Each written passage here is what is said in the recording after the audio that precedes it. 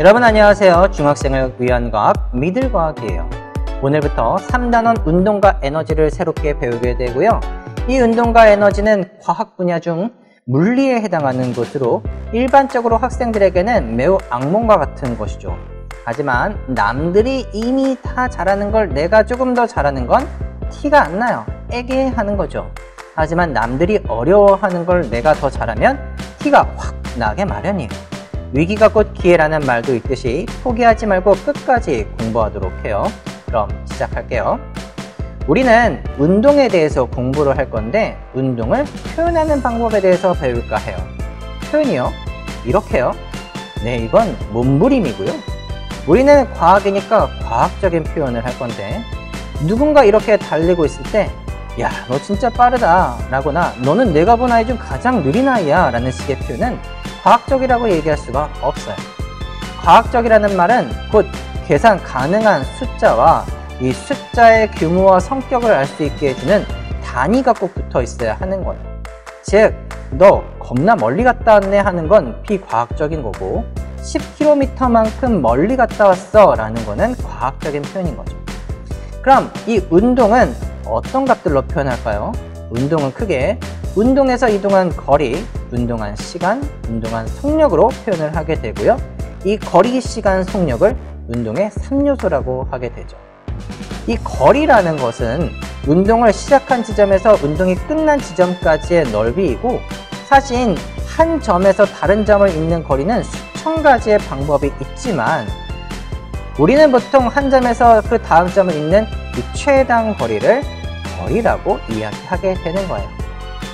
단위로는 미터, 킬로미터, 밀리미터 등을 쓰게 되는데 1km는 1000m, 1m는 1000mm라는 거 알고 계시죠? 참고로 이 1m라는 단위는 과학에서 진공 중에서 빛이 2억 9,979만 2,458초 동안 전진한 거리라고 하네요. 숫자가 무서우니 넘어가도록 해요. 다음으로 시간이라는 것은 운동을 시작한 시각에서 끝난 시각까지의 차이를 시간이라고 하고 단위는 시, 분, 초가 있는데 우리는 단위를 쓸 때 영어식 표기를 쓰기 때문에 이렇게 쓰게 되는 거죠. 그리고 이 영어 단어의 앞글자인 H, MIN, S를 기호의 약자로 쓰게 되고요. 읽을 때는 hour, minute, second 이렇게 읽게 돼요. 참고로 1초라는 단위는요. 절대 영도 상태의 세슘 원자의 바닥 상태의 두 전자준위 사이의 전위에 해당하는 복사선이 가지는 주기의 91억 9,263만 1,770회 지속시간이라고 하네요. 자, 여러분 아마 이런 심경일 거예요. 어찌 홍시라 생각하느냐? 예? 저는 제 입에서 고기를 씹을 때 홍시 맛이 났는데 어찌 홍시라 생각했느냐 하시면 그냥 홍시 맛이 나서 홍시라 생각한 것이온데. 우리도 그냥 누군가 1초가 왜 1초냐라는 뻘질문을 하게 되면 야, 그냥 1초는 1초야 라고 생각하고 넘어가기로 해요. 마지막으로 속력은 물체의 빠르기라고 얘기하는데 과학적인 정의는 좀 더 어려워요. 단위 시간 동안 이동한 거리, 이걸 속력이라고 하죠. 아마 이 표현부터 과학책을 그냥 포기하는 학생들이 있는데 사실 이 표현은 그렇게 어려운 건 아니니까 포기하지 마세요. 여기서 단위라는 말은 숫자 1을 가리키는 것으로 하나의 시간 동안 이동한 거리, 이게 속력인 거고요. 예를 들어 여러분이 좋아하는 3명의 오빠들이 있어요. 이 오빠들이 빵 9개를 사이좋게 나눠 먹는다고 해봐요. 그럼 한 명의 오빠가 먹은 빵의 개수는 몇 개일까요? 당연히 3개가 되겠죠. 이건 초딩도 안 푸는 아주 유치한 문제예요. 왜 3개가 나왔죠? 우리 머릿속에 자연스럽게 9개의 빵을 3개로 나눈 거죠. 한 명의 사람이 먹은 빵의 개수를 우리가 풀 때 이 빵 전체 개수를 사람 수로 나누듯이 하나의 시간 동안 이동한 거리는 이동 거리를 시간으로 나눠야 되는 거예요. 그래서 이런 공식이 나오게 되는 거고요. 우리가 공식을 단순히 거속시로 무작정 외우는 것보다 빵을 나눠 먹은 개념으로부터 이렇게 나왔다는 걸 여러분이 알았으면 좋겠어요. 그러면 속력의 단위는 어떻게 쓸까요? 아쉽게도 속력의 단위는 고유한 단위가 없이 거리와 시간의 단위를 섞어서 쓰게 되고요. 예를 들어 여기 한 친구가 달리기를 하고 있어요. 영상은 약간 막장이니까 그러려니 하고 보시고요. 이 친구가 1초에 10m를 달리는 속력으로 이동하고 있다라고 한번 해보죠. 그러면 속력이라는 것은 시간분의 이동 거리니까 1초에 10m는 이렇게 표현을 할 수가 있겠죠. 그러면 이 앞에 숫자들만 계산하면 10이 될 거고요. 단위를 따로 쓰면 미터를 세컨으로 나눈 단위가 되는데, 보통 이 단위에서 나눗셈을 이렇게 그대로 쓰는 건 좀 촌스러운 거라서 약간 엣지 있게 기호를 기울여주면 이 단위를 이렇게 쓸 수가 있고요.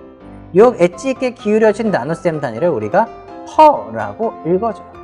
그래서 이 값을 단위와 함께 읽어주면 10m per second이 되는 거죠. 하나만 더 해볼까요? 이 영상에 나오는 피카츄와 EV가 이어달리기를 하는데 얘들이 정말 끝도 없이 해서 2시간 동안 10km를 가는 속력으로 이 달리기를 했다고 해봐요.